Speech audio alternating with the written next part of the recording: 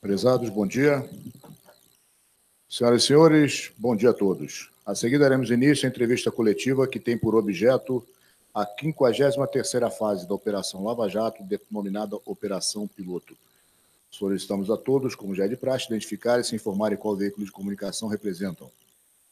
À mesa apresentamos as seguintes autoridades: o delegado regional de combate ao crime organizado, Igor Mário de Paula; o chefe da Delegacia de Combate à Corrupção e Desvio de Verbas Públicas, Delecor, o delegado de Polícia Federal, Felipe Eduardo Hideo Hayashi; o auditor fiscal da Receita Federal, Roberto Leonel Oliveira Lima; o procurador da República, Diogo Castor de Matos; e o procurador da República, Carlos Fernando dos Santos Lima.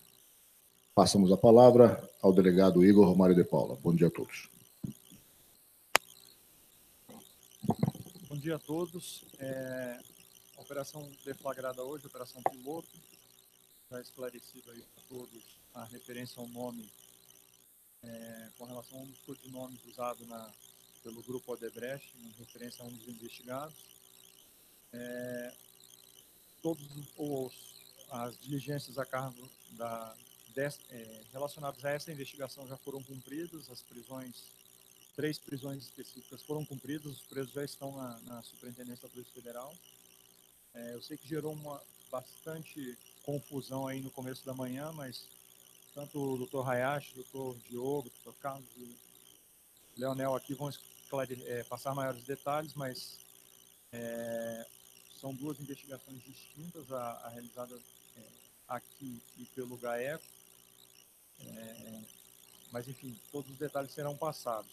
No que diz respeito à investigação aqui, todas as diligências foram cumpridas. Tivemos um procedimento em Salvador, um em São Paulo, 2 em Lupianópolis, no norte do Paraná, e o restante aqui em Curitiba e região metropolitana.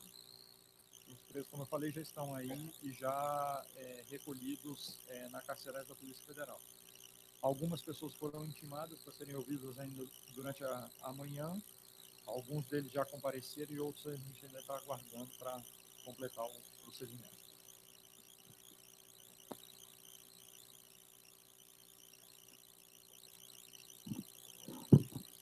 Bom dia a todos.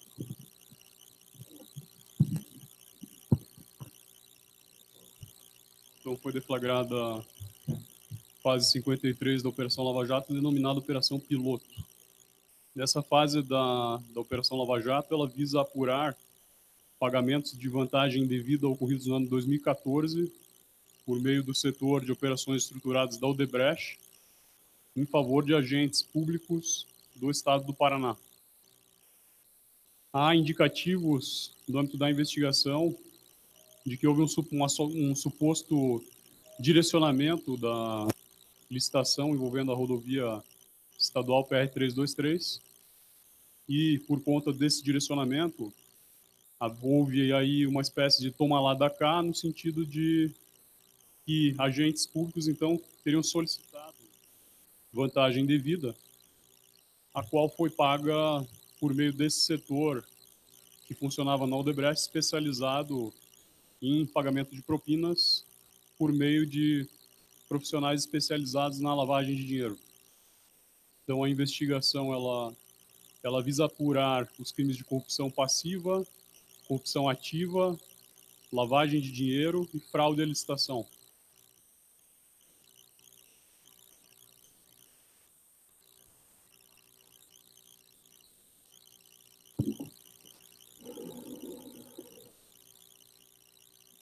Bom dia a todos.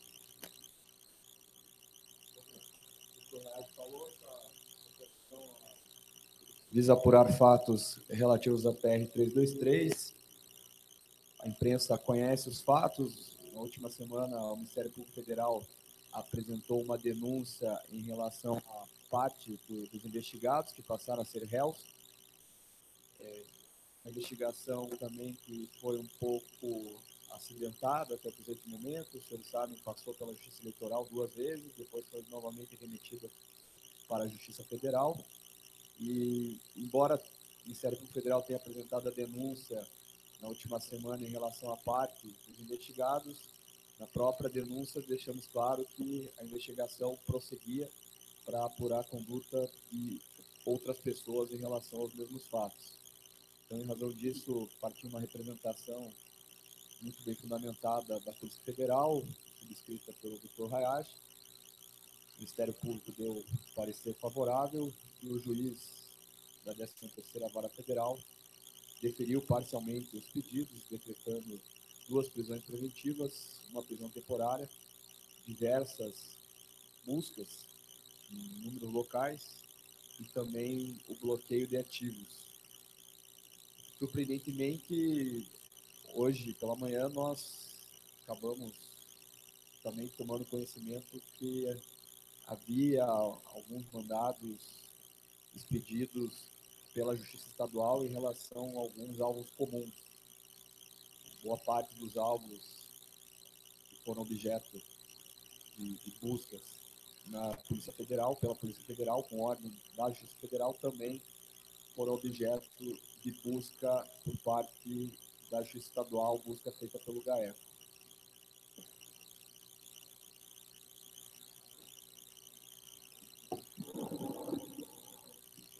Da parte da Receita Federal, novamente, estamos acompanhando essa investigação que decorreu a fase 53, com algumas diligências fiscais em andamento e algumas diligências fiscais ainda em procedimentos após a análise dos documentos apreendidos na data de hoje. Por enquanto, da nossa parte, é isso. Apenas para reiterar um ponto importante, realmente as investigações elas aconteceram de forma independente entre o Ministério Público Federal e o Ministério Público Estadual. Nós fomos surpreendidos hoje com esse cumprimento, tudo transcorreu tranquilamente, mas são investigações de maturidade diferentes, até pelas medidas que nós tomamos e as medidas que foram deferidas pela Justiça Estadual, e nós desconhecemos completamente essas investigações, os quais foram os fundamentos das prisões e das buscas e apreensões. Mas, então, o objeto da nossa coletiva é basicamente o fato das buscas e apreensões e prisões realizadas hoje pela Polícia Federal em cumprimento dos mandados da 13ª Vara.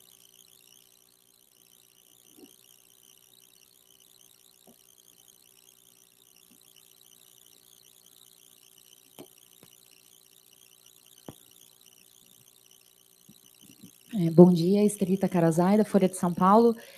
Eu gostaria de saber um pouco de mais detalhes a respeito da investigação. O release do MPF fala, primeiro, que há investigação também de empresas em nome de familiares do ex-governador Beto Richa. Eu gostaria de saber que empresas são essas, que familiares, o que realmente foi encontrado em relação a isso, se pode adiantar. Também o release fala em contas no exterior, que haveria valores transferidos para contas no exterior. Onde essas contas, que quantia, em nome de quem seriam essas contas?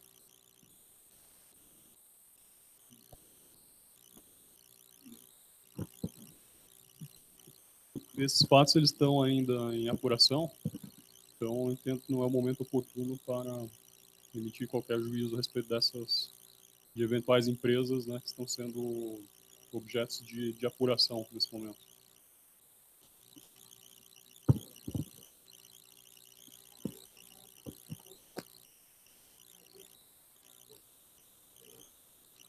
Na realidade, há várias empresas sendo investigadas com movimentações financeiras significativas e a apuração, seja no aspecto uma vez que houve pagamentos saindo desse setor de operações estruturadas, é necessário verificar se esses valores eventualmente ingressaram em algum grupo empresarial, qual foi a destinação dada. Mas isso ainda é uma etapa da investigação que precisa ser melhor desenvolvida. Bom dia, Rafael Martins, Valor Econômico. Só para complementar a pergunta da Estelita, essas empresas que o senhor se referiu são todas da família de familiares do ex-governador Beto Richa? E outra pergunta, eu queria que os procuradores comentassem, por favor, sobre as negativas de mandados de prisão contra, me parece, o Ezequias Moreira e Luísa Biantum, me parece que são esses os nomes, e o ex-secretário José Richa Filho, se não estou enganado, não sei se ele também era alvo desses pedidos. Então, sobre as empresas, nós não podemos detalhar nenhuma empresa envolvida. A questão é que isso é objeto de investigação, então são várias empresas, são vários grupos empresariais, e eu acredito que, ao final da investigação, a Polícia Federal emitirá aí dentro do relatório a sua análise a respeito dessas operações aí que estão sendo verificadas.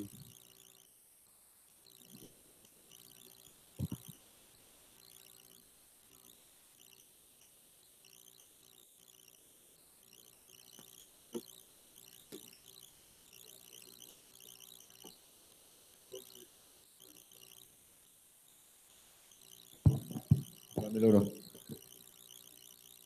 Ministério Público apurou o envolvimento dessas pessoas, formulou pedido de prisão, que o juiz entendeu que não seria o caso.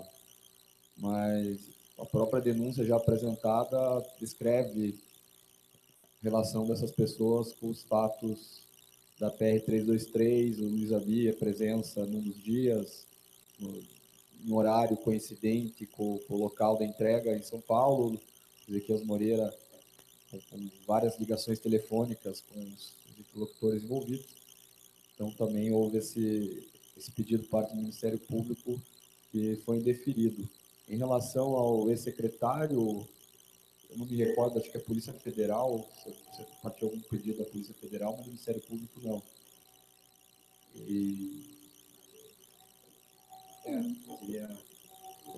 Também creio que houve indeferimento por parte do magistrado em relação a esse alvo.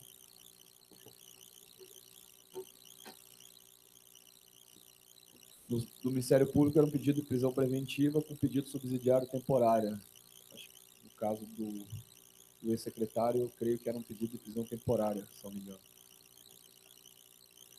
Sim.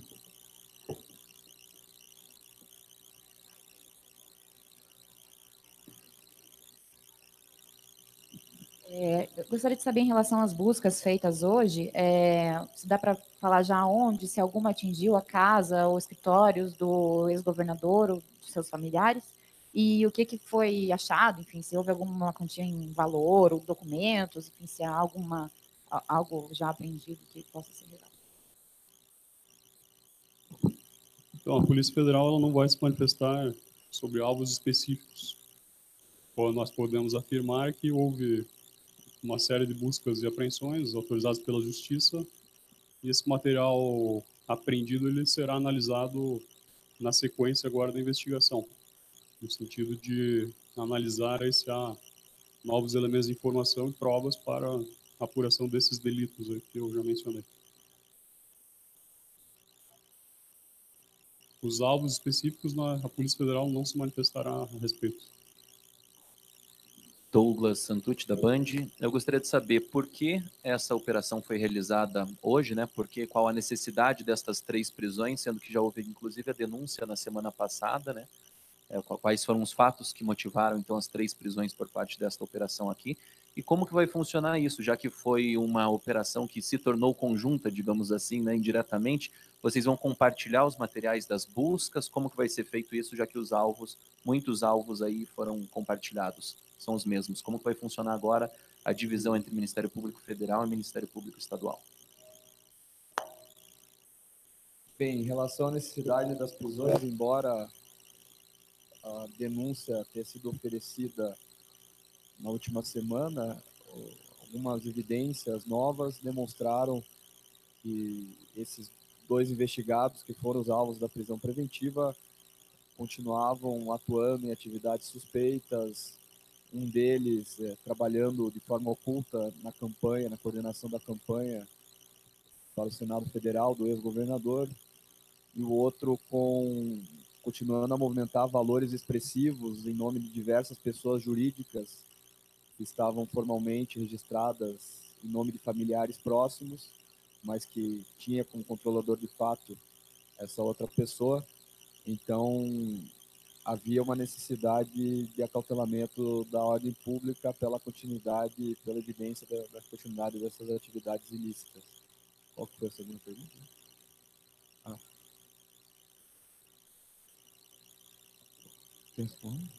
Então, em relação a eventuais investigados, em que houve uma convergência com o cumprimento pelo Ministério Público Estadual, né, no caso, havendo a apreensão pela Polícia Federal, o Ministério Público Estadual ele pode requerer o compartilhamento à Justiça Federal, a 13ª Vara Federal, para que ele instrua as suas investigações. Em relação ao momento dessa operação, na realidade, isso foi uma coincidência, né, e uma consequência natural dessa investigação, que já estava sendo realizada durante alguns meses. E, assim como todas as investigações da Operação Lava Jato, né, elas vêm ocorrendo e, uma vez deferidas as medidas, nós temos que cumprir essas ordens. Então, é um resultado aí natural, não sendo nenhuma medida realizada especificamente por conta desse período atual. Isso poderia ter sido realizado antes, caso a investigação, ela, inclusive, não tivesse sido declinada em determinado momento para a Justiça Estadual. Para a Justiça Eleitoral, desculpa. Marcos Souza, Record TV. Doutor, só continuando nessa pegada, então foi uma coincidência mesmo, o modus operandi não teve uma coordenação entre o GAECO e a PF hoje, não teve nenhum comunicado. Foi coincidência, chegaram no alvo e encontraram eles? Foi mais ou menos isso? Exatamente. Em relação à operação do GAECO, foi uma mera coincidência. Não houve nenhum tipo de ação conjunta com o Ministério Público Estadual. Ok. E sobre a questão das novidades, o doutor Diogo comentou, então dá para se dizer que há suspeita de Caixa 2 na campanha atual? Seria prematuro. Posso falar que as investigações estão em andamento, mas havia, por exemplo, um dos alvos foi demonstrado que ele estava trabalhando na coordenação da campanha e fazia questão de não aparecer formalmente. Então, fora todos os outros fatos que ele ainda é investigado e poderá eventualmente responder também na justiça. Deixa eu fazer um esclarecimento. É importante que a gente note que nós não estamos falando de Caixa 2 eleitoral, crime eleitoral, mas sim de corrupção. Qualquer recebimento, seja Caixa 1, Caixa 2 ou pessoal, ele, nesse caso, ele está vinculado a benefícios. Então, portanto, é corrupção e não se trata de crime eleitoral.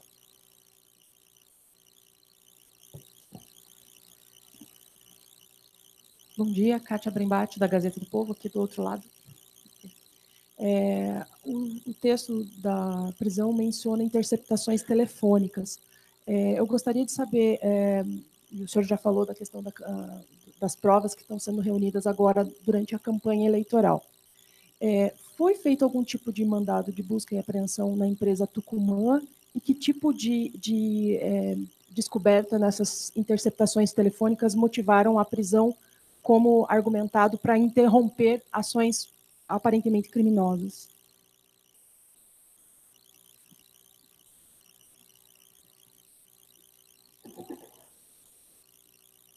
Bom, a decisão do juiz menciona, sobre a interceptação, ele menciona esses fatos que eu comentei. Uma atuação oculta na coordenação de campanha e outro alvo continuando a movimentar valores de origem suspeita nas contas correntes em nome de intermediários. Em relação à empresa Tucumã, foi feita uma diligência nessa empresa,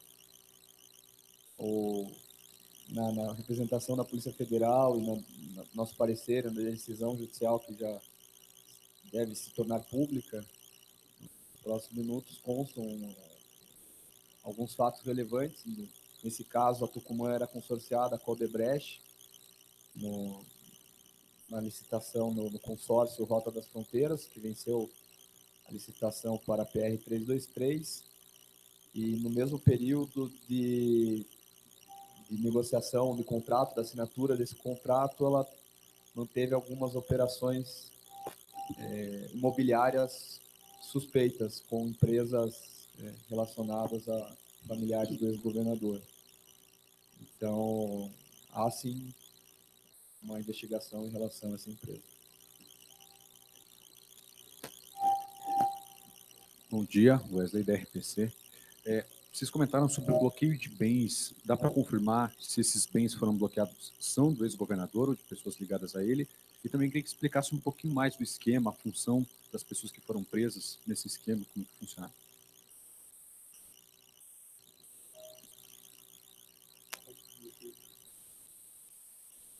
Em relação ao bloqueio, tem que conferir a decisão, mas no âmbito da minha lembrança, as pessoas que foram alvo de prisão preventiva também tiveram ordem de bloqueio de valores nas contas. Essa confirmação de efetivação desse bloqueio, ela demora algumas horas, às vezes alguns dias para sair, então não posso confirmar se havia valores nas contas. Estamos aguardando. Em relação à participação de cada envolvido, passo a palavra para o doutor Felipe. Dos alvos da prisão preventiva.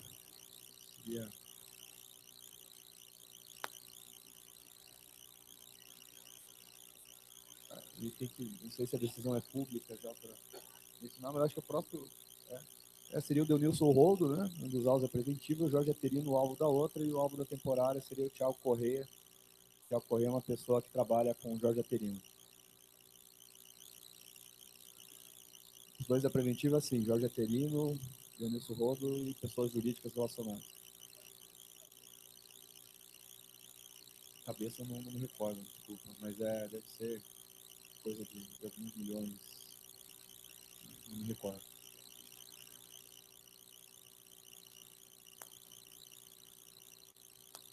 Então, sobre a investigação propriamente dita, essa investigação ela possui já elementos robustos probatórios. Então, há 3 laudos periciais realizados pelo setor técnico-científico da Superintendência. Há colaboração premiada de agentes da Odebrecht, representantes da Odebrecht, seja aqueles que colaboraram dentro da colaboração premiada pela Lei 12.850, seja outros que aderiram ao acordo de leniência da Odebrecht. E há também provas de corroboração desses depoimentos de colaboradores. E também há, além disso, fontes independentes de prova. Então, há aí uma série de elementos que indicam, como eu já mencionei, que houve um toma lá da cá, no sentido de que, no aspecto da licitação da PR 323, inclusive há um áudio gravado de uma reunião com o então chefe de gabinete do governador, indicando aí uma suspeita de fraude e de direcionamento dessa licitação, no sentido de afastar outros licitantes, indicando que havia aí um compromisso prévio com a Odebrecht para que ela se sagrasse vencedora desse certame. Esse áudio era do então chefe de gabinete, em conjunto com um empresário que representava uma empresa que possuía interesse em participar dessa licitação. No entanto, segundo o depoimento dele, ele foi, mediante várias tentativas aí, procurou se afastar ele desse certame, inclusive mediante oferecimento de vantagem em outro contrato numa empresa estatal aqui do Paraná. Isso consta desse áudio, inclusive já está público por conta de matérias que foram divulgadas na imprensa. Tá, esse áudio ele foi periciado, a perícia ela apontou elementos conclusivos muito fortes de que a voz realmente é do chefe de gabinete, e também o empresário, no caso que teria sido afastado aí dessa licitação, ele também depôs na qualidade de testemunha e confirmou aí essa reunião.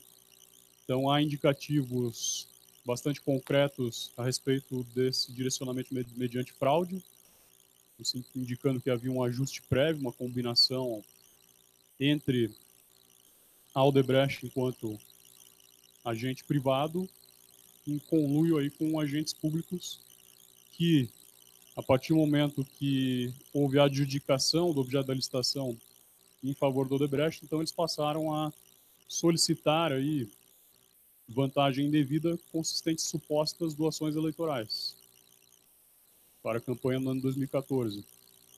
E esse pedido de solicitação foi reiterado. A Odebrecht ela aprova esse pagamento mediante Caixa 2 por meio do setor de operações estruturadas, na ordem de 4 milhões de reais. Isso é levado a um agente privado que atuava aí, agindo em nome de pelo menos um agente público. E aí, aceita essa promessa de vantagem, esses valores eles passam a ser pagos, então, mediante o uso aí de doleiros, mediante o uso do setor de operações estruturadas.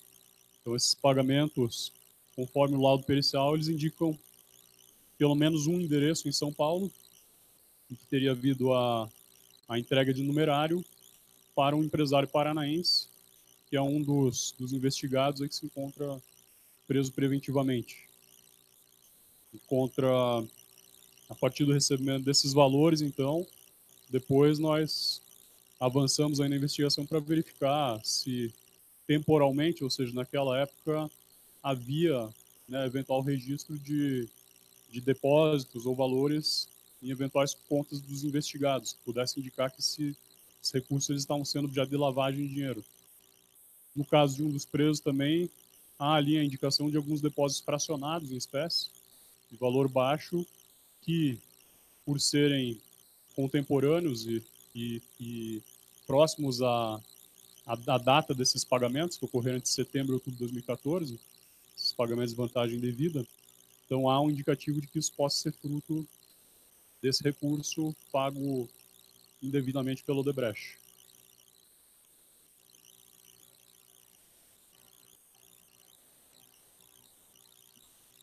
O Nilson, segundo provas carreadas durante a investigação, o chefe de gabinete do ex-governador Beto Richa, pessoa de extrema confiança, e segundo alguns relatos de colaborador Nelson Leal, teria uma função de arrecadação de valores junto a empresários, e nesse caso também, né, a partir dele, a solicitação da vantagem devida para o executivo do Odebrecht. Douglas, de novo. Gostaria de saber o seguinte, essa operação, então, podemos dizer que ela já estava em uma fase avançada quando houve a negativa por parte da 13ª Vara para o lado eleitoral, vocês travaram ela e agora houve uma continuidade a partir da aceitação da denúncia e do reconhecimento do juiz Sérgio Moro de que isso era realmente competência de vocês. Já estava avançada antes e agora pôde ser cumprida por causa dessa, digamos assim, da assinatura do juiz Sérgio Moro de que é a competência de vocês? Na verdade, toda essa situação ela é muito confusa e decorre muito de erráticas decisões do STF a respeito de competência federal e eleitoral. Infelizmente, essa investigação, essa operação poderia ter acontecido muito antes se não fossem essas decisões. Em relação ao eleitoral, houve o arquivamento destes fatos relativos a 2014 e, portanto, não existe nenhuma mais investigação a nível eleitoral e, portanto, por este motivo, foi possível dar continuidade às investigações na esfera federal. Esclarecer, no âmbito da Polícia Federal, isso mediante isso foi encaminhado pelo Superior Tribunal de Justiça para que nós dessemos seguimento às apurações após a perda de prerrogativa de foro do ex-governador por conta do afastamento do cargo. Então esses autos eles descem e passam a ser objeto de apuração na Justiça de primeiro grau. No tocante a fatos de 2008 e 2010, que envolvem também supostas doações eleitorais via Caixa 2 pelo setor de operações estruturadas, o juízo da 13ª Vara entendeu que isso caberia à Justiça Eleitoral, essa apuração. Isso atualmente tramita junto à Justiça Eleitoral. Em relação aos fatos de 2014, como houve uma contrapartida aparente no sentido de direcionar essa licitação e, por conta disso, efetuar-se o pagamento de vantagem devida, ou seja, corrupção passiva aí, do outro lado, então isso foi mantido na 13ª Vara, no âmbito da Operação Lava Jato, uma vez que esses pagamentos se deram via setor de operações estruturadas, que é, né, por uma questão de conexão probatória, isso envolve a 13ª Vara Federal. Esse caso, depois, ele veio por conta de alegações da defesa, ele veio a ser declinado para a Justiça Estadual e por conta de outras decisões, conforme o Dr. Carlos Fernando mencionou. E, no entender da Polícia Federal, não havia indicativos de que houve crime eleitoral, mas sim, nós entendemos que há indícios de corrupção passiva, corrupção ativa, fraude à licitação e lavagem de dinheiro, e, portanto, nós relatamos esse inquérito e submetemos à Justiça Eleitoral. O inquérito ele foi arquivado no tocante à suspeita de delito eleitoral e retornou para a 13ª Vara. No âmbito da 13ª Vara da Justiça Federal, nós demos seguimento à investigação, que naturalmente, né, tinha como medida agora essa etapa de busca e apreensão, uma vez que as outras técnicas especiais já haviam sido utilizadas e outras medidas de colheita de prova foram esgotadas. Só esclarecendo também que, em relação a essa temática, essa discussão, se é eleitoral, se é federal, bom, os senhores conhecem as provas, são bem robustas no sentido de que houve uma contrapartida de um ato de ofício público, no favorecimento da licitação, inclusive tem uma gravação que o interlocutor do governo fala ostensivamente que já tinha um compromisso com a Odebrecht, ou seja, está acima de qualquer dúvida razoável que vinculou o pagamento da suposta doação eleitoral a uma contrapartida pública, e na realidade esse argumento de doação eleitoral é um pretexto para pedir propina para enriquecimento pessoal. Por exemplo, no mensalão a gente escuta isso, não, é dinheiro para campanha, na realidade, em regra, a gente sabe que esses valores são usados para enriquecimento pessoal dos agentes. Inclusive, a defesa do ex-governador recorreu ao STJ por 2 vezes para tentar novamente tirar da Justiça Federal de Curitiba, e as 2 foram indeferidas, uma pelo ministro Og Fernandes e outra, salvo engano, durante o plantão judiciário, pelo ministro Humberto Martins. Pediu 2 liminares para suspender as investigações aqui na Justiça Federal e não obteve sucesso. Então, entendemos que, a partir de agora, com denúncia recebida e com as investigações avançadas, esse caso deva continuar sob a alçada da Justiça Federal. Rafael do Valor novamente, só para esclarecer alguns pontos. Dr. Hayashi, o senhor confirma que a PF pediu as prisões preventivas do Ezequias Moreira, do Pepe Richa? E outra questão, o ex-governador Beto Richa vai ser convidado a depor? Já foi? Ou nesse momento as autoridades não têm interesse em ouvi-lo? Então, a Polícia Federal não se manifestará individualmente sobre qualquer investigado. No entanto, o que nós podemos afirmar é que houve pedido de algumas prisões temporárias, porque nós entendemos que eram imprescindíveis para fins de investigação, nos termos da legislação vigente. No entanto, o juízo ele entendeu que isso não era necessário nesse momento, não descartando a hipótese de que, eventualmente, esse requerimento possa ser reiterado, refeito após a análise de buscas e apreensões. Mas, no momento, não houve esse deferimento. Apesar disso, a Polícia Federal ela também intimou aí uma série de investigados, e aí esses investigados, eles espontaneamente devem comparecer aqui na polícia para serem ouvidos. Bom, temos então aí o grupo, inegavelmente, é bem ligado ao ex-governador do Paraná, Beto Richa, PSDB, ou seja, pela primeira vez, podemos dizer assim, a Operação Lava Jato chega diretamente ao PSDB, e vocês sofreram por muitas vezes críticas de que teria lado, de que era só o PT, se defenderam de todas elas, mas isso, principalmente o procurador Carlos pode dizer, também pode ser, não benéfico, mas de qualquer maneira mostrar que agora sim, o PSDB também no momento chegou a ser alvo da Operação Lava Jato? Nós não temos esta preocupação. A Lava Jato é uma investigação apartidária, sempre foi. Infelizmente, nós já, nas investigações dos fatos revelados, já tínhamos chegado a pessoas de diversos partidos. Infelizmente, o foro privilegiado é um obstáculo para as investigações, é um obstáculo para punir muitas pessoas de outros partidos. Neste caso, por uma série de circunstâncias, inclusive pela perda do foro do ex-governador, nós podemos dar continuidade no primeiro grau. Isso mostra não só que a colaboração e a leniência dos executivos e da empresa Odebrecht, bem como uma investigação bem feita no primeiro grau, pode dar resultado.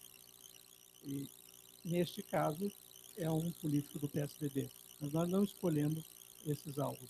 As investigações é que vão nos mostrando, com a sua maturidade, as operações que nós devemos lançar. Queria confirmar, dá para dizer que os presos arrecadaram dinheiro para a campanha atual de Beto Richa? Os fatos que nós investigamos são relativos a 14. Certo? Então, não é objeto dessa investigação os fatos relativos a 18.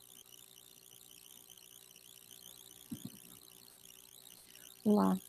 Na ação penal aceita na semana passada, mencionava R$90 mil para o Denilson Roldo. Os dados da operação de agora falam em R$135 mil mais R$75 mil. Da ação proposta anterior para agora, se avançou e se conseguiu descobrir outros depósitos relacionados a, provavelmente, esse setor de operações estruturadas voltadas diretamente para o Denilson Roldo?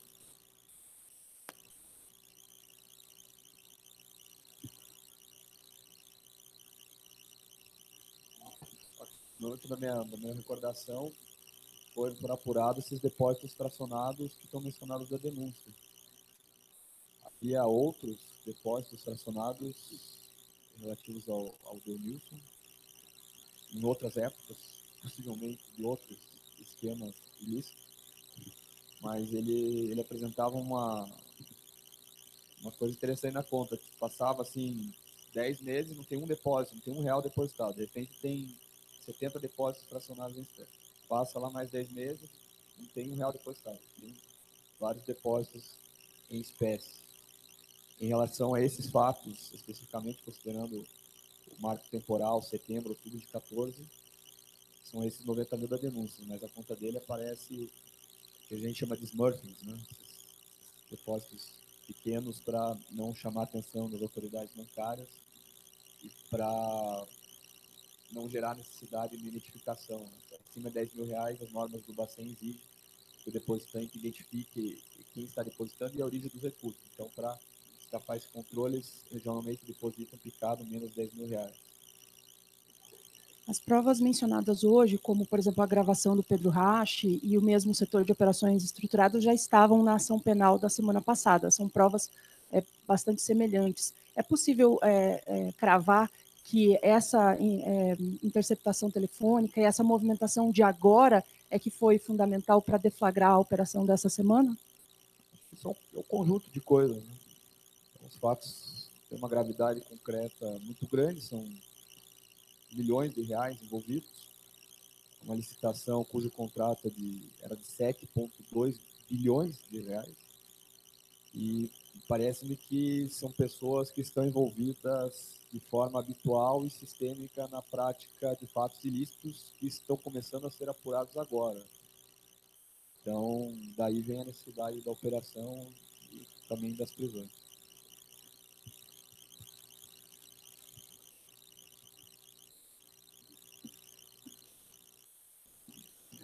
O doutor Diogo mencionou agora há pouco a questão de enriquecimento ilícito. Eu queria saber se, nesse caso, os alvos foram objeto de algum tipo de perícia ou de alguma investigação, até por parte da Receita, em relação ao enriquecimento ilícito.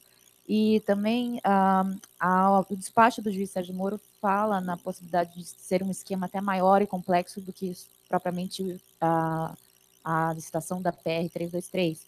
Há uma suspeita de movimentações em 15 milhões de reais em dinheiro, o que é possível dizer até esse ponto da investigação? Quer dizer, é possível que havia um esquema mesmo de arrecadação de propina de fornecedores do governo do Estado? Inicialmente, tivemos, como todas as fases da Operação Lava Jato, a determinação judicial de quebra do sigilo fiscal, bancário também, e a Receita participou pelo Escritório de Pesquisa e Investigação, tanto em análises fiscais como fornecimento de dados fiscais desse período investigado, né? Para alguns alvos, há indicações realmente de ou acréscimo patrimonial descoberto ou movimentação financeira incompatível, inclusive tanto pessoas físicas como pessoas jurídicas. E entre as pessoas jurídicas há casos específicos que ainda estão em apuração de expressivas movimentações de operações imobiliárias, de compra de imóveis e posterior loteamento desses imóveis com a venda dessas unidades imobiliárias já loteadas, né? Então essa questão ainda está sob investigação. A maior parte dessas operações que envolveram uma das empresas, um dos grupos empresariais, tinha uma particularidade de aquisições de imóveis rurais, imediatamente transformados em imóveis urbanos por decreto municipal, e aí sim feito o loteamento ou construções ou transformação em imóveis industriais. Essa é a particularidade de vários grupos empresariais que nós verificamos. Várias empresas, não tenho como precisar, nem posso precisar, não posso precisar. É importante fazer uma ressalva. É importante que se diga que a Lava Jato é uma investigação de como a política é financiada no Brasil através de benefícios que são dados em troca de doações e enriquecimento pessoal. Nesse sentido, não faz diferença o governo federal, estadual ou municipal. É claro que um governo municipal ou um governo estadual ele está mais afeito à esfera de investigação da justiça estadual. Entretanto, nós não podemos dizer que o Paraná é diferente do que foi descoberto em todo o Brasil e também outras operações, inclusive desenvolvidas pelo Ministério Público do Estado do Paraná, demonstram que esse tipo de esquema já existia. O que nós estamos revelando é uma pequena ponta que envolve a Justiça Federal.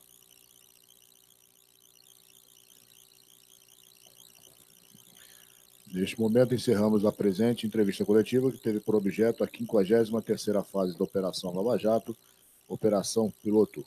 Bom dia a todos.